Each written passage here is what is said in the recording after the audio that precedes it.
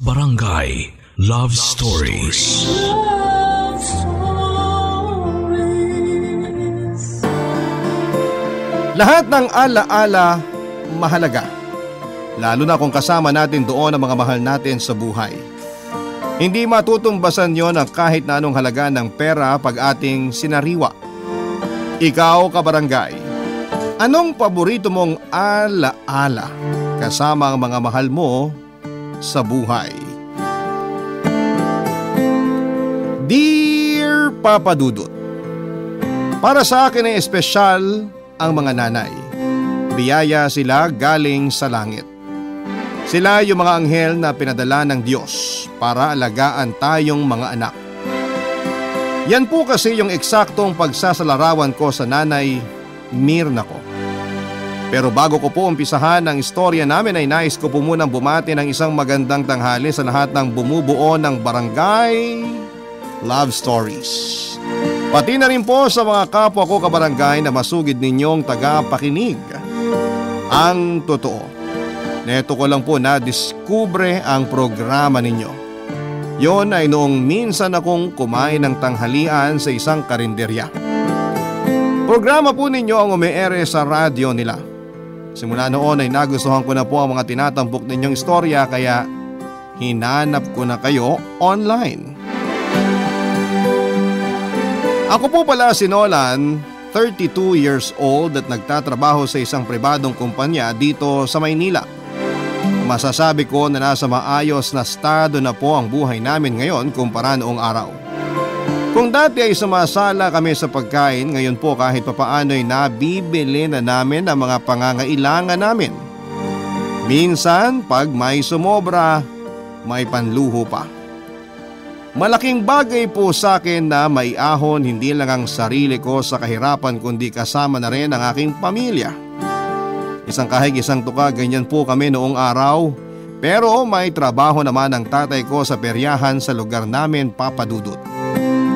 Kaya lang madalas ay hindi po sapat yung sweldo niya sa pangkain namin at ibang mga gastusin sa araw-araw. Panganay po ako sa 3 magkakapatid at mananahi ang nanay ko. Paminsan-minsan labandera at planchadora pero madalas tumatao sa bahay namin. Sa kabila ng kahirapan namin, mataas po ang pangarap ni nanay at tatay sa aming magkakapatid, lalo na sa akin. Kaya nga sa abot ng makakaya nila ay ginagapang nila ang aming pag-aaral. Noong 10 taong gulang ako ay lagi kaming pinapasyal ni nanay sa peryahan tuwing gabi para puntahan si tatay. Nagbe-maintenance kasi siya doon ng mga rides at operator na rin. Kapag lumilipad po ng lugar, yung pinagtatrabahuhan ni tatay ay naiiwan kami nila nanay sa Maynila. Kaya kapag nasa malapit lang sila ay sinasamantala na namin yung pagkakataon na makasama at mabisita si tatay sa pinagtatrabahuhan niya. Para po sa akin, Papa Dudut, ay wala nang gaganda sa peryahan. Mailaw, maingay, maraming tao at masaya lamang sa pakiramdam. Minsan kong hiniling na sana ay gano'n na lamang din ang buhay ko hanggang sa tumanda na ako, Papa Dudut.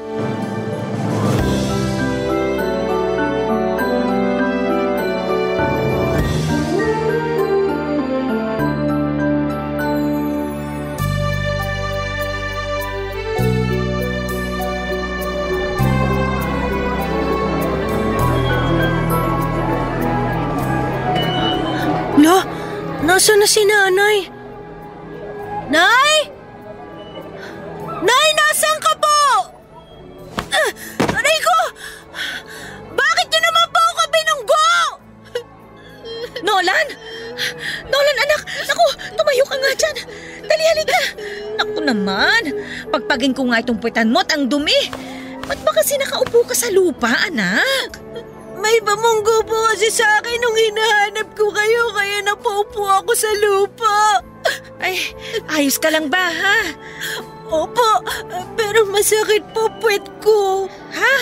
Tingin nga baka may sugat. Nay, wag na po. Ay, sus! Ayaw mo lang makita ko eh. Siyempre po, malaki na ako. Matanda na po ako. Ay, nako, medyo matangkad ka lang. Pero hindi ka pa matanda. 10 taong gulang ka pa lang, anak. Kahit na po. O siya, sige. Mukhang wala namang sugat kasi kung meron, abay sigurado mas malakas ang iyak mo dyan. Sobra naman po kayo, Nay. Biro lang, ikaw naman. O siya, halika, doon na tayo sa tabi.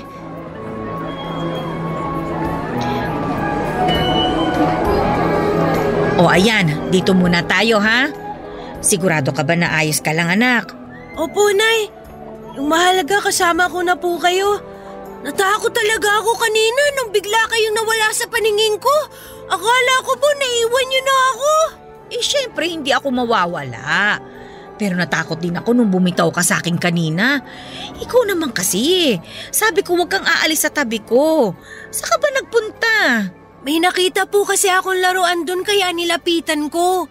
Akala ko kasunod ko po kayo. Hindi na pala. Nasaan na po pala mga kapatid ko? Ando sa tatay mo. Iniwan ko muna kasi hinanap kita. Punta na tayo sa kanila. Halika na. Mamaya na po, Nay. Panoorin po muna natin yung Ferris wheel. Ha? Gusto mo bang sumakay dyan? Ayoko po. Ilang beses na ako nakasakay dyan eh. Ay, Nay, tignan niyo. Andun yung bata na nakabili ng laruan na nakita ko kanina. Ha? Saan? Hindi ko naman matanaw. Basta, yun po. Ay naku, sumasakit na ang leg ko sa'yo. Swerte po nung bata kasi may bago siyang laruan. Kami po ba, Nay? Kailan kami magkakaroon ng bagong laruan? Naku anak, yan ang hindi ko masasabi. Kasi may kamahalan mga laruan dito eh. Tapos yung kita ng tatay mo rito sa peryahan, maliit lang. Sapat lang sa pangkain natin at pambayad sa mga gastusin sa bahay. Pero sa Pasko, kapag marami kayo na pamaskuhan, baka pwede kayong bumili ng bagong laruan. Matagal pa naman po yung Pasko, Nay. Tsaka iniipon po natin yun ang pamaskuhan namin para may pambili kaming gamit sa school sa pasukan, di ba? Oo nga, kaya nga sabi ko pag marami. Pag may sobra, yun yung pambili mo ng laruan. Sige po. Ay, pasensya ka na anak ha. Pasensya po saan? Kasi mahirap lang tayo. Kulang yung perang kinikita namin ng tatay ninyo. Kahit na pagsamahin pa namin ang sweldo naming dalawa, hindi pa rin sapat para maibili namin kayo ng mga gusto ninyo. Di nyo naman po kasalanan yun eh. Nagtatrabaho naman po kayo ni tatay. Oo nga pero kasi… Ayos lang po kahit di kami magkaroon ng bagong laruan sa ngayon. Pagdating naman po ng panahon, sigurado mabibili namin yun. Oo naman. Basta magsisipag lang kayo sa pag-aaral para pag nakatapos kayo, pwede magkakaroon kayo ng maayos at magandang trabaho. Tapos kikita na kayo ng sapat o kaya sobra para sa pangangailangan ninyo. Tatandaan ko po yan para po ganahan ako mag-aaral. Dapat lang. Kasi ginagawa namin ng tatay nyo yung makakaya namin para mapagtapos kayo. Kaunting tiis lang muna sa ngayon anak ha. Magiging mabuti rin sa atin ang kapalaran. Aasenso rin tayo at giginhawa rin yung buhay natin. Mangyayari po ba yun pagtanda namin? Abay oo naman. Pero sabi nyo hindi pa ako matanda. Ay oo kasi bata ka pa. Kung bata pa ako, gaano pa po katagal bago ako tumanda? Ha? Bakit mo naman natanong yan? Gusto ko na po kasi pabilisin yung mga araw para tumanda na ako at makapagtapos na ako ng pag-aaral. Makakapagtrabaho na rin ako. Tapos matutulungan ko na kayo nila tatay. Pag may pera na ako, pwede na ako bumili ng laruan para sa akin at sa mga kapatid ko. Matagal pa yun. Huwag ka magmadaling tumanda kasi ang pagtatrabaho, habang buhay naman natin gagawin yan. Baka pag lumaki ka, mas gustuhin mo na lang na bumalik sa pagkabata. Pag lumaki po ba ako, kasama ko pa rin kayo? Yun ang hindi ko alam. Kasi marami pa ang pwedeng mangyari anak eh. Pwedeng oo, kasama mo pa rin kami ng tatay mo. Pwede rin namang hindi na. Nay, ayoko pong mawala kayo. Hindi ako mawawala. Kasama mo nga ako ngayon di ba? Opo, kasi pag nawala kayo, hindi ko kakayanin. Naniniwala ako na kakayanin mo ano man ang mangyari anak. Pero sa ngayon, wag na muna yun ang isipin mo. Kasama mo pa naman kami ng tatay mo eh. Ay, sandali. Alam ko may barya pa ako dito eh. Gusto mo bang bumili ng fishball? Ayun may nagtitinda. Ayoko po ng fishball, Nay. Gusto ko po scramble. Uy, sige. Wala man tayong pambili ng gusto mong laruan sa ngayon, pero meron naman akong pambili ng scramble. Halika na. Tara na po! Yay! Papa Dudut, sa murang edad ko noon ay mulat na ako sa buhay na kinakaharap namin. Bilang bata ay masasabi ko na nandun yung inggit, lalo na sa ibang mga kaedad ko na nabibili ng mga magulang nila yung mga bagay at pagkain na gustuhin nila. Pero hindi ko naman po pwedeng pilitin ang mga magulang namin na maglabas ng perang sapat lamang sa pangkain namin. O minsan ay kulang pa nga dahil sa iba't ibang pinagkakagastosan. Kaya nangako ako noon sa sarili ko na magsisikap akong makapag-aral. Palagi kasing sinasabi sa akin ni nanay na wala silang maipamama ng mga bagay sa amin kundi ang edukasyon. Nung una ay hindi ko yon maintindihan, pero habang tumatagal ay unti-unti akong natututo sa paaralan. Tulad ng pagbabasa, pagsusulat at pagbibilang ay napatunayan ko na hindi ako magugulangan ng mga tao sa paglaki ko. Yun pala yung sandata na sinasabi ng mga magulang namin. Kung tatanungin niyo po ako kung sino ang mga taong hinahangaan ko, hindi artista sa TV o superhero sa mga pelikula ang isasagot ko. Mga magulang ko po, Papa Dudut. Malaki po ang respeto ko sa kanila kahit na hindi sila perpekto. Mahal na mahal ko po sina nanay at tatay, pero espesyal po ang pagmamahal ko kay nanay. Siguro kasi lagi-lagi namin siyang kasakasama at nakikita ko talaga yung sakripisyo niya sa pamilya namin.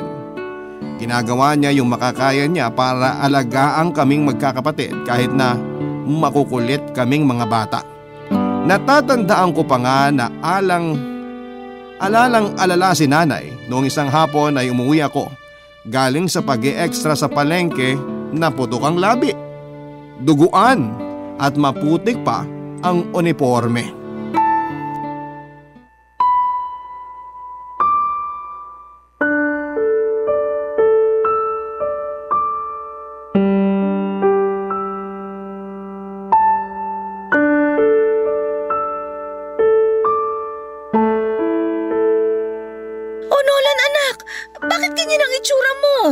Wala po, Nay. Nadulas lang ako kanina sa putikan. Ako nga ay huwag mong pinaglololoko. Alam ko nagsisinungaling ka.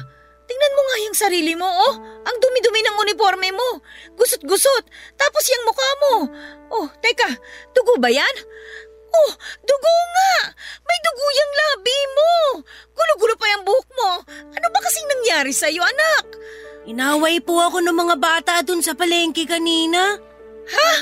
Mga bata sa palengke? Sino yung mga yun? Nahihayaan na lang po natin sila. Ayos lang naman po ako. Aray ko. Oh, yan ba yung ayos na sinasabi mo? Medyo masakit lang po tong suntok sa akin sa labi, pero gagaling naman po to. Ay nga pala, Nay. May bibigay po ako sa inyo. Teka, kunin ko po Ito po. Mga barya? Bakit marami kang barya, anak? Saan galing ito? Kita ko po yan sa pagtulong kay Mang Boy sa pagbubuhat ng paninda niyang sibuyas. Tapos, tinulungan ko rin po siya sa paghilan ng sako ng mga bawang na order niya. Kaya biniyaran po niya ako. May uwi rin po akong bawang at sibuyas. Binigay din sa akin ni Mang Boy. Bait niyo po, di ba? Andito po sa bag ko yung mga bawang at sibuyas, Nay. Kaya ka ba nasa palengke kasi nagtrabaho ka doon? Opo, pero pumasok po ako sa school, Nay, ha? Dumiretso lang po ako doon pag-uwi ko. Pero bakit mo naman ginawa yun? Bakit ka nagpunta sa palengke para magtrabaho, anak? Gusto ko po kasing kumita ng pera para po may pandagdag tayo pambili ng bigas. Kaso nakita po ako ng mga bata doon. Inasar nila ako tapos inaway. Pero hindi naman po ako nagpatalo. Gumanti po ako ng suntok. Mabuti na hindi ka nagpatalo, pero hindi mo na dapat ginawa yun. Mali po ba ako, Nay? Ay, halika nga. Linisin ko na nga muna yung sugat mo. Babasain ko lang itong bimpo na hawak ko. Umupo ka muna dito sa bangko, ha? Dito ka lang, huwag ka nga alis. Sige po.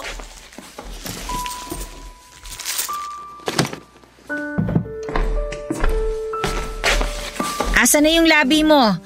Patingin nga yung sugat mo at papahiran ko ng bimpo. Aray ko, Nay! Dahan-dahan na nga ako eh. Tsaka sabi mo kanina ayos ka lang, di ba? Opo, pero masakit pa rin. Pero kaunti lang po. Ay, nako. Mga barumbado yung mga bata dun sa palengke, nak eh. Dinig ko sa ibang mga nanay dito palaaway yung mga bata dun. Kaya nga nakikiusap ako sa'yo na huwag ka nang pumunta sa palengke kapag hindi mo ako kasama. Hindi mo naman kailangan magtrabaho pa doon kasi kaya naman namin kayong buhayin ng tatay niyo eh. Gusto ko lang naman po makatulong. O nandun na tayo. Pero kasi anak, tignan mo ang nangyari sa'yo oh. Napahamak ka. Nay naman eh. Bilang nanay mo, katakot-takot na pag-aalala yung nararamdaman ko. Paano ko mapapanatag kung baka isang araw may kumatok na lang dito sa pinto ng bahay natin tapos sabihin na may masamang nangyari sa'yo? Kasi hindi natin masasabi. Baka sa susunod hindi lang ganyan ang abutin mo. Hindi po yun mangyayari kasi mag-iingat ako. Iiwasan ko po sila para hindi na nila ako mabugbog. Tsaka hindi naman po ako papatalo. Tinuruan po ako ni tatay kung paano manuntok. Ay nako, yan talagang tatay mo kung ano-anong tinuturo sa'yo. Pero hindi naman po ako nanununtok basta-basta. Sabi ni tatay, gamitin ko lang daw po yung kamao ko kapag ginaaway ako o kaya may poprotektahan akong tao. Pag may umaway sa inyo, Nay, susuntukin ko po. Sino namang aaway sa akin? Hindi ko po alam. Basta nandito lang po ako. Ako po magbabantay sa inyo. Ay, salamat anak ha. Pero makinig kang mabuti sa nanay. Walang magandang maidudulot ang pakikipag-away. Kung kaya mong iwasan, abay iwasan mo. Nagkakaintindihan ba tayo? Nolan, anak. Magagalit ako. Sige. Opo, Nay. Naiintindihan ko po. Hindi ka na rin pupunta sa palengke pagkagaling mo sa school, ha? Diretso uwi ka na. Tulungan mo na lang ako rito sa mga gawaing bahay. Kesa andun ka't hindi ko alam yung nangyayari sa'yo. At huwag ka na rin kumontra dahil talagang papaluin kita. Sagot! Opo, Nay. Gusto ko pong tumulong kina nanay kaya ako umi-extra bilang kargador sa palengke na malapit sa amin, Papa Dudut. Hindi man malaki yung kita ko pero yung barya-baryang yon ay niyaambag ko kapag kulang ang pambili namin ng bigas. Saka kinagigiliwan po ako ng mga kakilala naming tindera at tindero doon dahil magalang at masipag akong bata. Kaya minsan ay binibigyan rin nila kami ng mga sobrang paninda nila, Papa Dudut. Halimbawa yung mga gulay na malapit ng mabulok, imbes na itapon ay inuuwi ko na lamang sa bahay namin. Ganon din sa mga prutas at mga tinapay na malapit ng ma-expired. Kaya lang ay tutol po sa ginagawa ko si nanay kasi raw imbes na sa palengke ako dumiretso para magtrabaho ay dapat ay umuwi na ako sa amin para tulungan ko siya sa mga gawaing bahay o di kaya ay gumawa na ako ng mga assignment namin. Ginagawa ko naman po yung mga assignment namin sa school pag uwi ko galing sa palengke. Kaso madalas na inaabot ako ng madaling araw kaya late na akong nakakatulog. Resulta, inaantok pa ako sa klase. Pero ang totoo, nag-iipon po talaga ako ng pera, Papa Dudut, kasi pangarap kong mabilhan si nanay ng cake sa birthday niya ng mga panahon na yon. Hindi naman mamahalin yung bang sa mga bakery lang. Kaso hindi ko na po yun nabili dahil isang araw ay nagkasakit si nanay. Simpleng ubot sipon at lagnat pero nag-alala po talaga kami ng husto kasi hindi siya makatayo sa higaan niya. Yung mga barya na hinuhulog ko sa alkansya ko ang ginamit namin para makabili si nanay ng murang gamot. Alala po ako noon, Papa Dudut, dahil ayokong may mangyaring kahit na anong masama sa pinakamamahal kong nanay ng mga panahong yon, Papa Dudut. Barangay Love Stories. Barangay Love Stories. Papa Dudut, lumipas ang ilang araw. Gumaling na naman po si nanay, Papa Dudut, at nagpatuloy ang buhay namin hanggang makatungtong ako sa high school. Nagtatrabaho pa rin sa peryahan si tatay at kapag nadidestino siya sa malayo ay hindi po siya kaagad nakakauwi sa amin. Ako na po ang nagsilbing tatay sa mga kapatid ko nang tumungtong ako ng 16 anyos. Wala namang kaso sa akin kasi mahal ko po ang pamilya ko. Nang time na yon ay huminto po ako sa pag-aaral para magtrabaho sa katayan ng mga baboy ng 2 taon. Pero nang sumunod na taon ay nagbalik eskwela ako para tuparin ang pangarap ni nanay na makapagtapos ako ng pag-aaral. Pero inabutan na ako ng 18 anyos ay nasa second year high school pa lamang ako. Doon na rin po nagsimulang dumalas ang pagkakasakit ni nanay.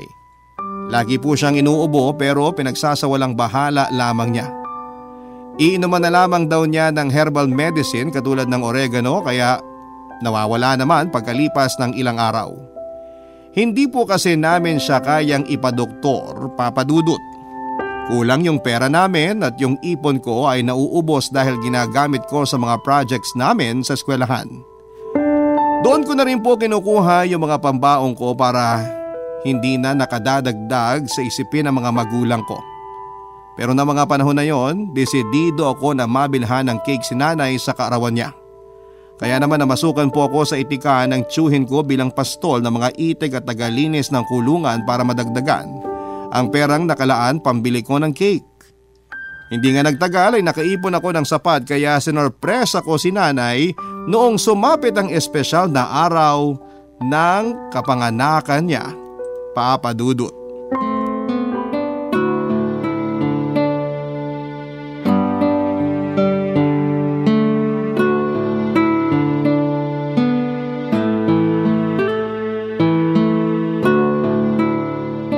Nolan anak, salamat dun sa binili mong cake ha.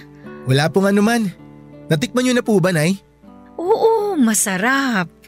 Kilala ko po mismo yung nag-bake niyan dun sa panaderyang pinagbilan ko. Kinausap ko po siya nung nakaraang araw. Sabi ko sarapan niya yung gagawin niyang cake para sa birthday niyo. Ginawa mo yun? Opo, kasi special po tong araw na to eh. Humiling po ba kayo bago niyo hinipan yung kandila kanina? Oo naman. Gusto mo bang malaman? Pero Nay, sabi nila pag sinabi niyo raw po yung hiling niyo baka hindi raw po matupad. Hindi ako naniniwala doon. Hindi lang matutupad ang isang hiling pag hindi mo nilaki pa ng gawa para magkatotoo. Ano po ba yung hiling niyo, Nay? Sana makapagtapos kayo ng pag-aaral ng mga kapatid mo. Yun talaga yung pangarap namin sa inyo ng tatay niyo eh. Yun bang makita ko kayong umaakyat sa entablado para tanggapin yung mga diploma na simbolo ng pagtatapos ninyo. Katulad nung nasa elementarya ka pa at ngayon na nasa high school ka na.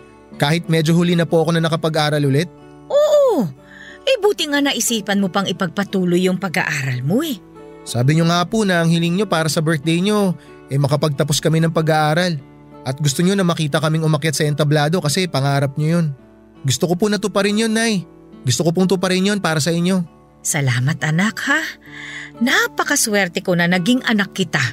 Kasi mabait ka, matulungin, tsaka lagi mong iniisip ang kapakanan namin. Nolan, lagi mong tatandaan na ipinagmamalaki kita. Ano man ang mangyari, lagi kaming nandito ng tatay ninyo. Tatandaan ko po yan, Nay. Tsaka hindi lang naman po kayo ni tatay yung maswerte. Mas maswerte kami dahil kayo mga magulang namin. Tsaka ang swerte po talaga namin dahil kayo naging nanay namin. Hindi ka lang po masarap magluto, maganda ka pa po. Ay sus! Binola pa ako. Hindi po yun bola. Siya, sige. Dahil anak kita, naniniwala ako sa'yo. Naniwala po talaga kayo, Nay. Ay, teka nga pala Nolan. Matanong ko nga pala, nagtatrabaho ka pa rin ba dun sa itikan ni Kuya? Opo, Nay. Wala ba siyang ginagawang hindi maganda sa'yo? Wala naman po.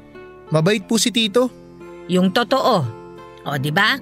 Hindi tayo nagsisinungaling sa isa't isa. Ay, wala po talaga akong may tago sa inyo, Nay, no? Kilala ko kasi ang kuya ko.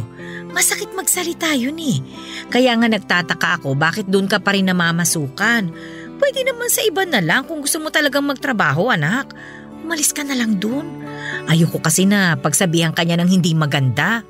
May sinasabi po siya pero hindi ko na lang po iniintindi. Ano bang sinasabi niya? Nay, wag niyo na lang po sigurong alamin. Nanay mo ako. Karapatan kong malaman yung tungkol sa bagay na yon. Wala rin naman po kayong magagawa kung malaman niyo eh. Tsaka kailangan ko po yung trabaho ko dun sa itikan ni Tito. Malaki po yung pasahod niya kumpara sa kung magkakargador ako sa palengke. Nakakaipon po ako ng pera kaya nga po nakabili ako ng cake para sa birthday niyo eh. Ay, kung hindi lang sana ganito ang buhay natin, hindi mo kakailanganin magtrabaho ng ganyan. Hindi mo kailangan tiisin yung masasakit na salita ni Kuya. Basta sa akin, Nay, kung ano man po yung sinasabi niya, pumapasok sa isang tenga tapos lumalabas naman sa kabila. Hindi ko na lang po masyadong dinadamdam kahit minsan medyo masasakit na talaga. Ako na yung humihingi ng pasensya sa ugali ng kapatid ko, anak ha. Pero Nay, hindi naman tayo masamang tao eh. Hindi natin sila ginugulangan pero bakit ganun yung trato nila sa atin? Yun bang parang napipilitan silang tulungan tayo? Ay nako, hindi ko rin alam ang sagot dyan anak. Siguro ganun talaga, nababago ng pera yung ugali ng tao. Pero meron namang mga pagbabago na para sa ikabubuti. Hindi naman palaging masama ang pagbabago. Hindi ko po kakalimutan yan, Nay. Kaya salamat sa pagtitiis at pagsasakripisyo mo para sa pamilya natin, anak. Sana balang araw, matupad mo yung mithiin mo sa buhay. At sana, patuloy kang pagpalain ng Diyos. Naniniwala po ako sa sinabing yon ni Nanay dahil para sa akin ay makapangyarihan ang salita ng mga magulang. Kaya po umasa ako at nanalig na pagdating ng panahon ay matutupad ko ang mga pangarap ko. Isa na doon ay ang maiahon sa kahirapan ng aming pamilya. Papa Dudut, may 2 pa pong kapatid si Nanay na masasabi kong sinuwerte sa buhay. Kumpara sa amin ay maayos po ang buhay nila gawa ng meron silang negosyo at trabaho na permanenteng pinagkukunan ng kita. Yung tiyuhin kong panganay nila ay may itikan samantalang yung tiyahin ko naman na bunso nila ay nasa ibang bansa. Pero madamot po sila, Papa Dudut. Hindi ko po ito sinasabi para siraan sila pero sa murang edad ko noong 10 ay alam kong hindi bukal sa puso yung pagtulong nila sa amin. Na para bang pabigat kami sa buhay nila at hindi lang nila kami mahindian dahil kamag-anak nila kami. Kaya nga po, pinagtatrabahuhan ko yung perang binabayad sa akin ng tiyuhin ko sa itikan niya at pinagbubuti ko ang paggawa upang wala siyang masabing masama. Pero sa kabila ng lahat ay harap-harapan pa rin po akong iniinsulto at pinapahiya ng tiyuhin ko, Papa Dudut. Madalas niyang sabihin sa akin na wala akong mararating at matutulad lamang ako kay Nanay na maghihirap sa buhay dahil nag-asawa ng mahirap katulad ni Tatay. Tiniis ko po yun at nagtrabaho doon ng 2 taon kasi malaki ang kinikita ko sa itikan niya kesa sa pagsa-sideline ko sa palengke at di hamak na mas permanente yung trabaho ko doon. Pero may isang beses po na ninakawan si Tito ng isa niyang trabahador at ang masahol pa ay sa akin niya yun ibinintang. Wala po kong kasalanan pero sabag ko nakita yung pera na nagkakahalaga ng 1,500. Kaya ako yung pinag-initan. Pinalayas po ako ni Tito sa itikan niya pero pinagulpi muna niya ako sa mga kasamahan ko. Para daw magtanda ako at hindi ko na ulitin yung ginawa ko. Hindi nga niya ako pinakulong pero siniraan naman niya ako at pinagsabihan ng mga masasakit na salita. Umuwi po ako sa bahay namin ng duguan at iika-ika sa naging dahilan para mataranta ng husto si Nanay pagkakita niya sa akin. Saktong nandun din si Tatay kaya 2 silang nag-alala sa naging kalagayan ko noon, Papa Dudut.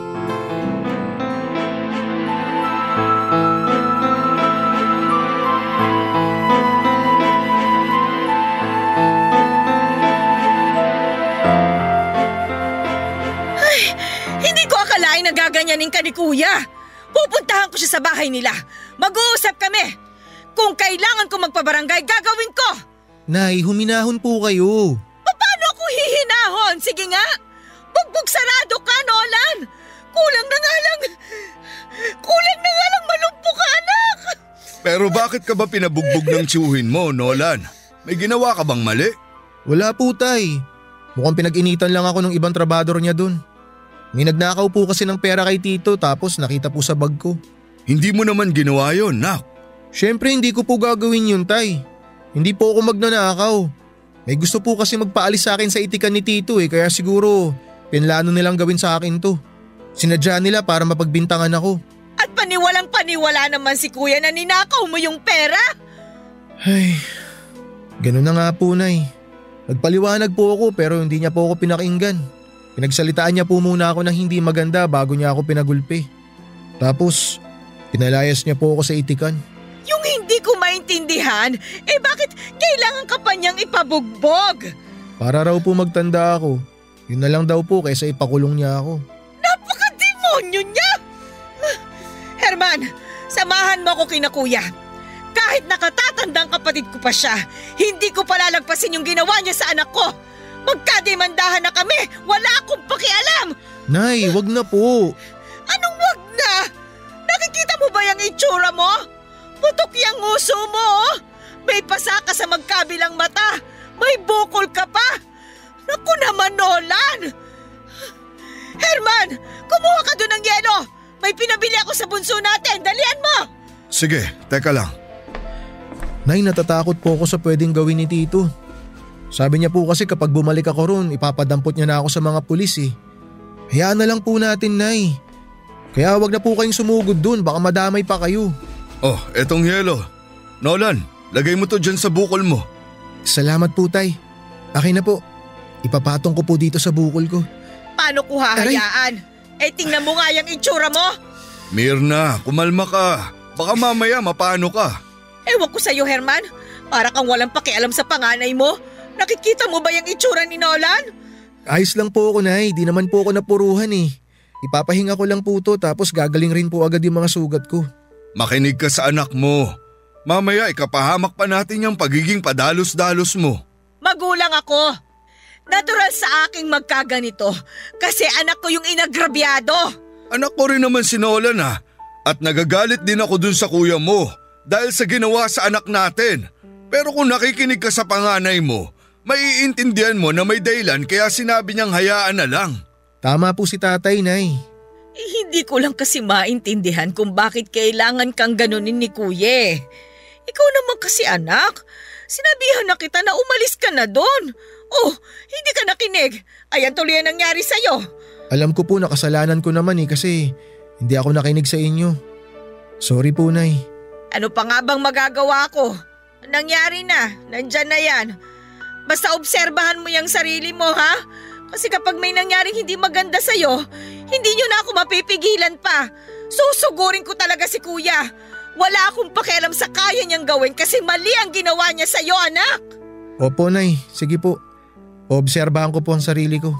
Ay, kung bakit kasi kailangan pa mangyari ito sa pamilya natin Gabahan sana sila ng langit sa ginawa nila sa'yo.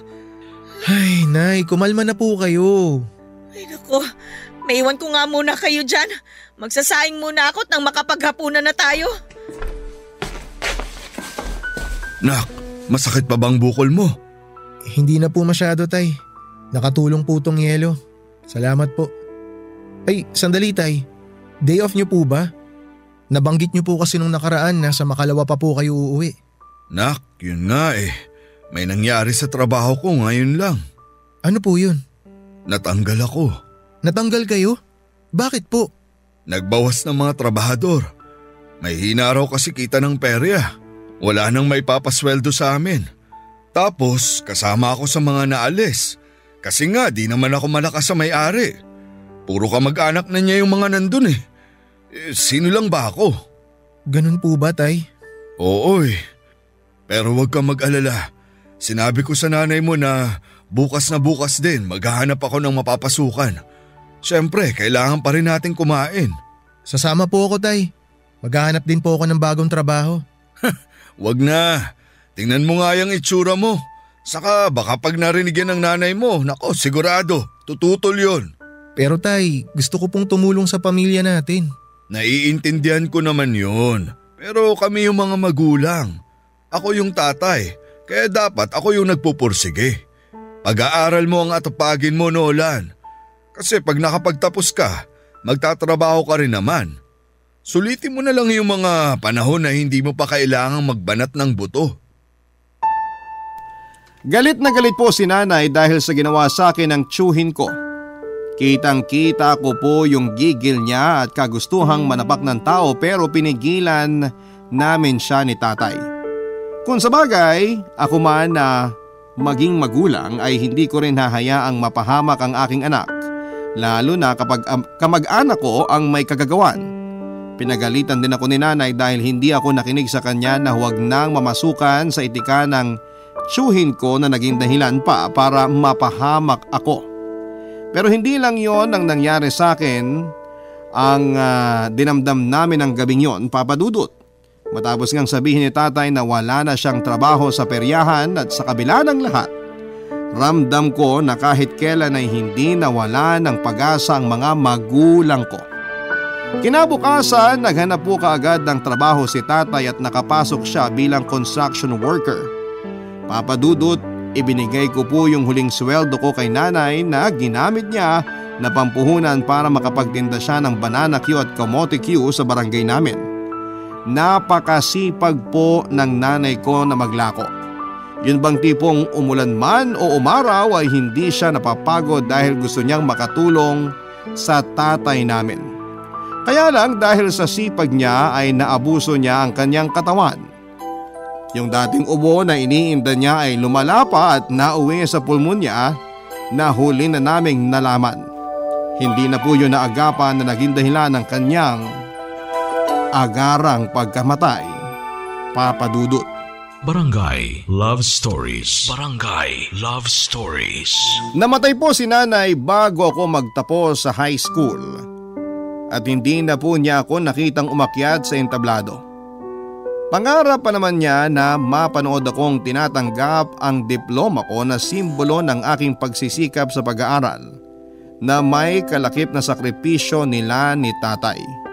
Nung una, ayaw ko pong dumalo sa graduation ceremony ko kasi hindi ko nakikita yung dahilan kung bakit kailangan ko pang magtapos sa pag-aaral. 20 anyos na ako noon at naisip kong wala nang saysay ang lahat kasi wala na si nanay. Pero pinilit po ako ni tatay at sinabi niya sa akin na umakyat pa rin ako ng entablado at dumalo sa araw ng pagtatapos ko kahit na wala na si nanay doon para panoorin ako.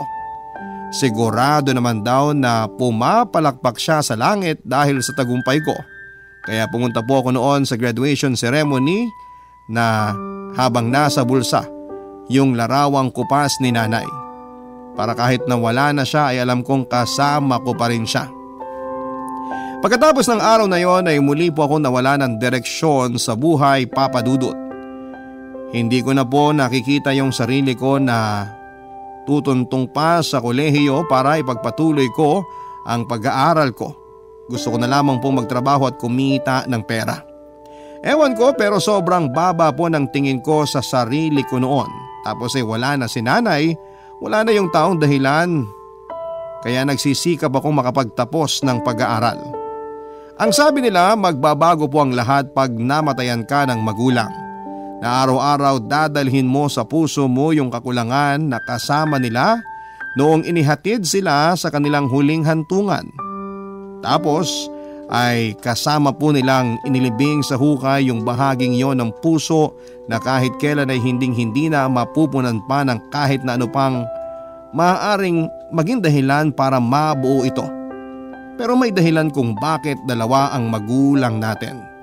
At nang mapasin nga po ni tatay ang taglay kong kalungkutan na mga panahon na yon ay agad niya akong kinausap ng masinsinan, Papa Dudut.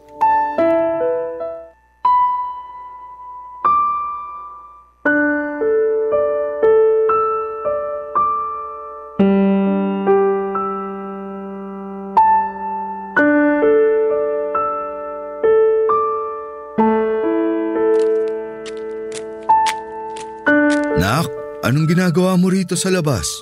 Nagpapahangin lang po, tay. Ganun ba? Paupo nga ako dyan sa tabi mo. Hali po kayo rito, tay. Kasya pa naman po tayo dito sa bangko. Kumain na po ba kayo? Oo, tapos na. Ikaw ba? Wala po akong gana. Nak, wag mo sanang mamasamain pero Napapansin ko na di ka nagkakakain itong mga nakaraan. Baka magkasakit ka na niyan. Minsan naiisip ko po na gusto ko na lang magkasakit para pag namatay ako, makakasama ko na po si nanay. Ano ba yung pinagsasasabi mo? Sorry po tay ah. Hindi ko lang po mapigilan yung emosyon ko. Alam ko na nalulungkot ka sa pagkamatay ng nanay mo. Pero wag mo namang hilingin na sumunod na agad sa kanya, anak. Paano na lang kami ng mga kapatid mo? Pero namimiss ko na po si nanay. Gusto ko na po siyang makita, tay. Hindi po ako sanay na wala siya ng matagal. Ako rin. Namimiss ko na rin ang nanay niyo. Pero hindi na siya babalik kahit na ano pang gawin natin. Kung bakit kasi kailangan niya pang mamatay. Hindi ko alam yung sagot sa tanong mo. Diyos lang ang nakakaalam.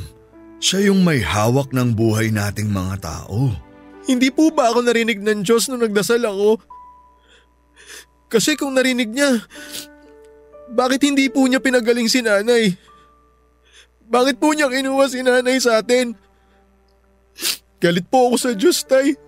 Nolan, huwag mong sabihin yan. Kung naririnig ka ng nanay mo ngayon, siguradong hindi matutuwa yun. Hindi po ba kayo nalulungkot?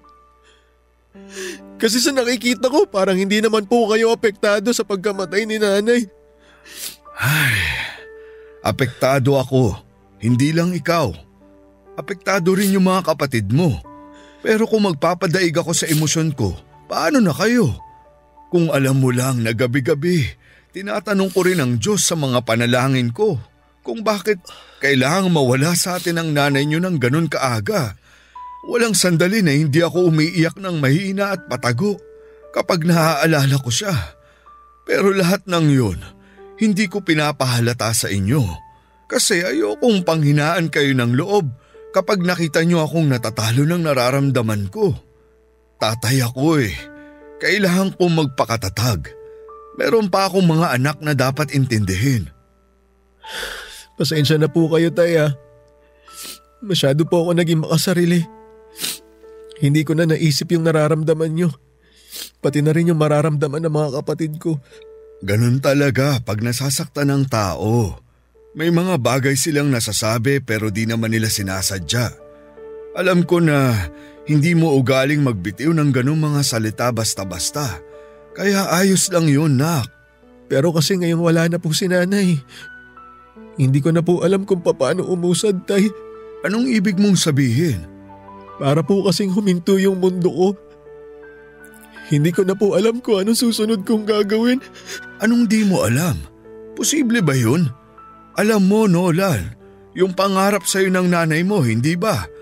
Gusto niyang makapagtapos ka ng pag-aaral. Ngayon na nakagraduate ka na sa high school, yung pagkokolehiyo ang atupagin mo. Pero wala na pong saysay kung magtatapos pa ako ng pag-aaral. Wala na rin naman si nanay. Paano pa ako gaganahan pumasok sa eskwelahan kung wala na yung rason ko para magpatuloy? Gawin mong rason yung sarili mo. Tandaan mo na pangarap ng nanay mong makita kang makapagtapos. At kapag nakapagtapos ka ng pag-aaral mo, lalawak ang kaalaman mo. At magkakaroon ka ng mas marami at magagandang oportunidad sa buhay. Natatandaan mo pa ba yung lagi naming sinasabi ng nanay mo tungkol sa pag-aaral ninyong magkakapatid? Opo naman, tay. Lagi niyong sinasabi sa amin na edukasyon lang ang kaya niyong ipamana sa amin ng mga kapatid ko. Yan ang isaisip mo, Nolan. Hindi naman yan sasabihin sa inyo kung di namin kayo nakikitaan ng dedikasyon at potensyal sa pag-aaral. Ikaw, pati yung mga kapatid mo. Lagi kayong may karangalan kada pagtatapos ng klase. Kasi matatalino kayo, masisipag at may mga pangarap sa buhay. Di ba, sabi mo gusto mong maging negosyante? O magtrabaho sa malaking kumpanya? Gawin mo yun, mag-aral ka. Kumuha ka ng kursong may kinalaman doon para matupad mo yung pangarap mo. Kung kinakailangan kong doblein yung sikap at sipag para mapagtapos ka, gagawin ko. Handa akong gawing araw ang gabi para sa inyong magkakapatid. Tay, hindi niyo po kailangan solohin lahat kasi tutulungan ko po kayo. Mag-working student po ako. Ngayon na wala na si nanay, mas magpupursigi po ako na pagsabay ng pag-aaral at pagtatrabaho. Pangako po, Tay. Magtatapos po ako ng kolehiyo. Tutuparin ko po lahat ng mga pangarap nyo para sa akin. Tulad nga ng sinabi ko ay may dahilan kung bakit dalawa ang magulang natin. Yon ay upang alalayan tayo at gabayan ang isa sa kanila pag nawala ang isa. Alam ko po na hindi lang ako yung nagdurusa at nalulungkot sa pamilya namin dahil namatay si nanay. Nagluluksa din po si tatay at ang mga kapatid ko at dahil gusto kong kimkimin ang lungkot ko ng mga panahon na yun ay nakalimutan ko po na pwede silang maapektuhan sa mga kinikilos ko.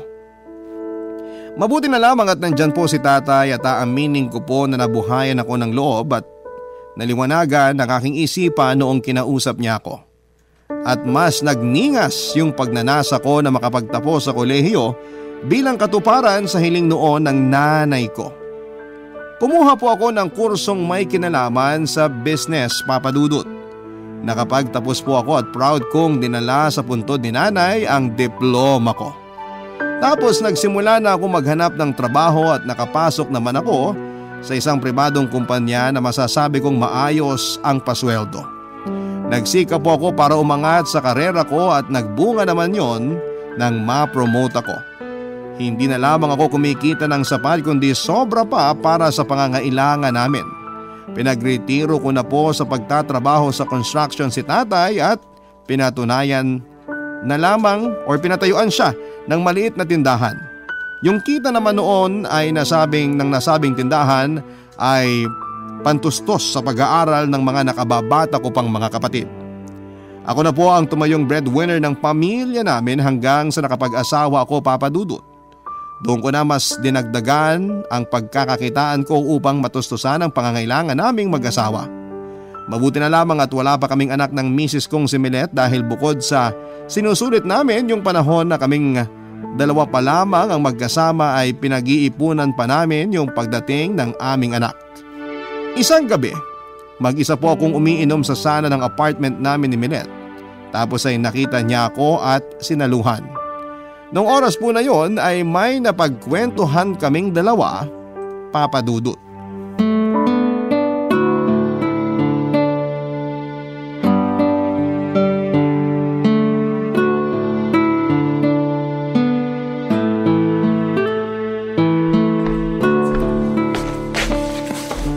Honey, umiinom ka? Pampantok lang, honey. Halika, upo ka rito sa tabi ko. Okay. Gusto mo ba? Hindi na. Nag-toothbrush na ako eh. Anong connect? Teka, huwag mo sabihing mapait. Kasi mapait naman talaga tong beer kahit hindi ka pa nagtutoothbrush. Alam ko, pero ayoko na kasi ulit mag-toothbrush kaya ayoko uminom. Sige na nga, sabi mo eh. Hindi ka nga rito, yakapin kita. Namiss ko yung maganda kong asawa eh. Nakakakiliti naman yung bigote mo. Alam ko naman na gusto mo to. Sinabi ko bang hindi? Kumusta ka naman, honey? Ayos ka ba ron sa bago mong pinapasukan? Wala ba nang-aaway sa'yo ron? Tulad nung masungit mong bisor sa dati mong trabaho? Wala. Mababait mga tao ron. Yung mga boss ko, good leadership yung pinopromote. Sobrang healthy ng working environment doon. Dati akala ko imposible yung ganun sa isang corporate setting. Pwede naman pala. Mabuti na lang talaga umalis ka ron sa dati mo. Masaya ako kasi maganda yung karanasan mo dun sa bago mong trabaho. Hindi naman ako makakaalis dun kung di dahil sa'yo. Dahil sa akin? Anong ginawa ko? Sinuportahan mo kasi ako. Pinush mo ko para makalipat. Nung una natatakot ako kasi baka wala na akong mapasukang ibang trabaho kapag umalis ako dun sa dati. Pero sabi mo nga, huwag akong mawalan ng pag-asa kasi magaling ako. Honey, magaling ka naman talaga. At susuportahan kita hanggang dulo. Minsan kasi wala ka lang bilib sa sarili mo eh. Salamat sa pagpapalakas ng loob ko ha. Wala yun. Ikaw pa ba? Lakas mo sa akin. Aba, dapat lang na malakas ako sa'yo, no? Ikaw, kumusta ka? Pansin ko ilang araw ka nang malungkot. Pwede kang magkwento sa akin ha? Ay, namiss ko lang kasi si nanay. Gusto mo bang bisitahin natin bukas ang puntod niya? Sige.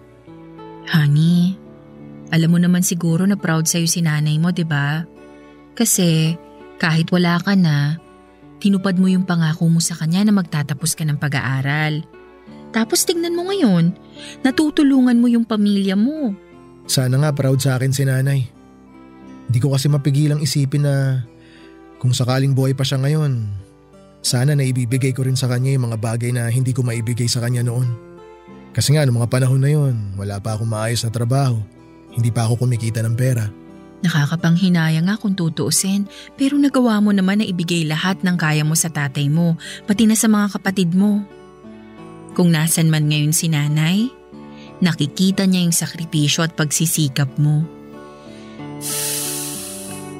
Palagay mo natutuwa siya sa akin? Oo naman, tuwang-tuwa siya sa'yo. Salamat, honey.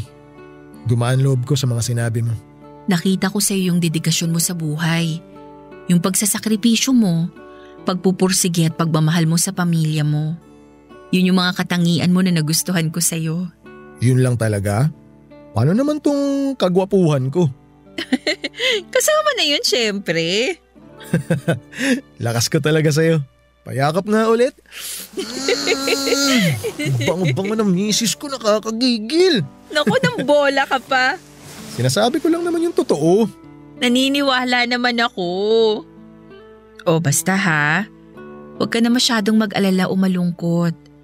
Masaya si nanay sa langit habang pinapanood kayo ni na tatay dito sa lupa. Masaya siya na naging anak ka niya kasi mabuting tao ka, Nolan. Mahal na mahal kita. Mahal na mahal din kita. Hindi man ako yung pinakamayamang tao sa mundo, ako naman po yung pinakamabiyaya. Sapagkat nagkaroon ako ng asawa sa katauhan ni Milet. Kung tutuusin ay hindi ko lang siya kapareha, kaibigan ko rin siya na pwede kong pagsabihan ng mga nararamdaman ko. Kaya naman labis po akong nagpapasalamat sa Diyos dahil pinagtagpo niya kami at ginawang mag-asawa. Wala na po akong mahihiling pa at puro pananabik na lamang ang namamayani sa aking dibdib para sa mga bukas na haharapin ko na kasama siya. Papadudot, walang pinipiling edad yung paghahanap natin sa ating mga magulang, lalo na sa nanay natin. At kahit na ilang taon na ang lumipas nang namatay si nanay, ay may mga gabi pa rin na nagtatanong ako sa Diyos kung bakit hindi natin habang buhay kasama ang mga nanay natin. Wala po akong nakuhang sagot, pero alam ko sa puso ko na tama sina tatay at Milet. Na hindi po matutuwa si nanay kung lagi-lagi akong magpapatalo sa kalungkutan. Araw-araw dala-dala ko sa puso ko yung pangungulila ko sa kanya, pero yun din po ang nagsisilbi kong sandata para maging masikap sa buhay at maging matatag. Natuparin yung ibang mga pangarap ko pa. Maraming salamat po, Papa Dudut, sakaling mapili po ninyong i-ere ang istorya ng buhay ko. Sana po ay kinapulutan po ito ng aral at inspirasyon ng mga kabarangay natin. Lagi po nating tatandaan, pahalagahan po natin ang ating mga magulang dahil marupok ang buhay. Sabihin natin sa kanila ng madalas na mahal natin sila kahit corning pakinggan. Huwag po nating hintayin na hindi na nila yon marinig at maramdaman pa. God bless po mga kabarangay, love stories and more power po sa inyong istasyon. Ang inyong forever kapuso at kabarangay, Nolan. Nagustuhan ng iyong napakinggan? Ituloy yan via live stream sa www.gmanetwork.com/radio. Barangay LS 97.1